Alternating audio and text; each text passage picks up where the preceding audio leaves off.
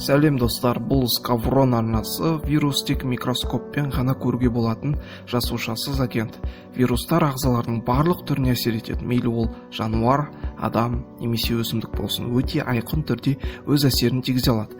Мартин Бейер инциденті бойынша вирустардың 6000-нан аса түрі бар, бірақ қазіргі ғалымдар олардың түрі 100 миллионнан да асып кетеді деп айтады. Вирусты зерттеумен микробиологияның вирусология бөлімі айналысады. Вирус адамзаттың әр кезеңінде өте қатты әсерін тигізген. Кейде вирустардан тұтас бір қала жоқ болып кететін болған. Сонымен бүгінгі видеомыз адамзат тарихында болған ең қасіретті вирустар туралы болмақ. Ал сіз арнаға әлі жазылмаған болсаңыз, тіркеліп осы видеоға лайк басып кетіңіз. Назарларыңызға Skavron арнасының серіктесі әрі қазақ ютубындағы ең сапалы арналардың бірі маған қызық арнасын ұсынамын. Бұл арна сізді қызықтырмай қоймайды, сенбесеңіз, астыдағы сілтеме бойынша қарап көріңіз.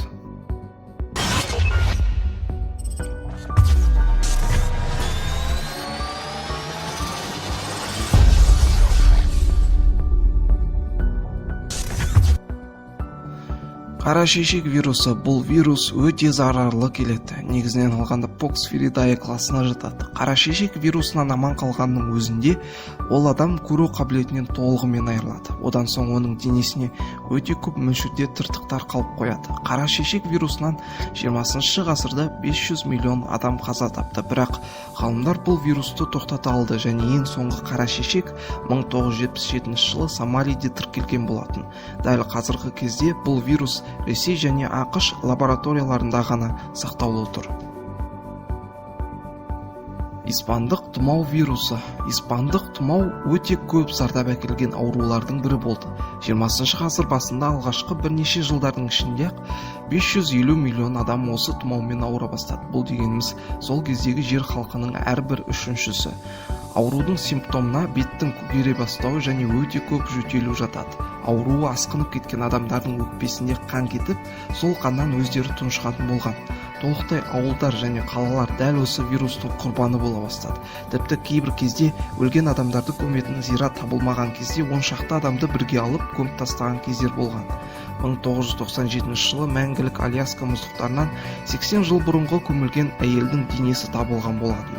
Және ғалымдарға 1918 жылы өршіген испан вирусы туралы зерттеулеріне мүмкіндік туған болатын.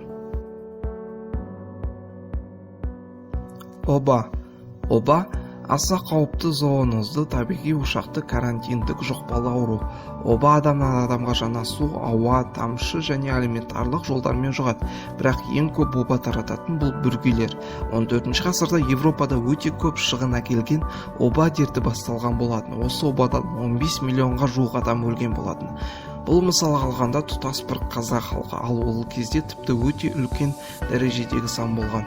Өлім мөлшері көп болғаны сонша тіпті адамдарды көметін адамдардың өзі аз болды. Өлген адамдардың денесі үй ішінде 5-6 күн бойы көмілмей жата беретін болған. Егер Assassin's Creed ойынын ойнаған болсаңыз, дәл осы кездері осындай обаға қарсы дәрігерлер пайда бола бастағанын білетін шығарсыз. Эбола негізінен адамдар мен приматтар арасында таралған ауру. Эбола вирусы жұққан кезде оның алғашқы белгілері алғашқы 2 күн және 3 аптаға дейінгі уақытта байқала бастайды. Әдетте диарея, құсу басталып, бауыр мен бүйректері жұмыс жасауларын тоқтатады. Вирус негізінен сұйықтық арқылы таралады, ауа арқылы таралмайды.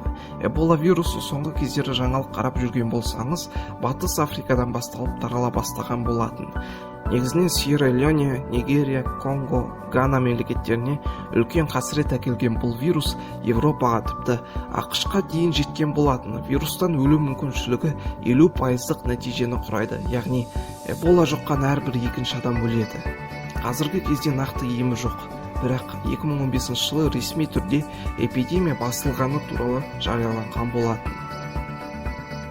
Сонымен видеомыз соңына жетті. Сізге қандай да бір ақпарат берді деп ойлаймын. Егер видео ұнаса лайк басып, арнаға тіркеліп кетіңіздер. Skavron VK парақшасына жазылуды ұмытпаңыздар.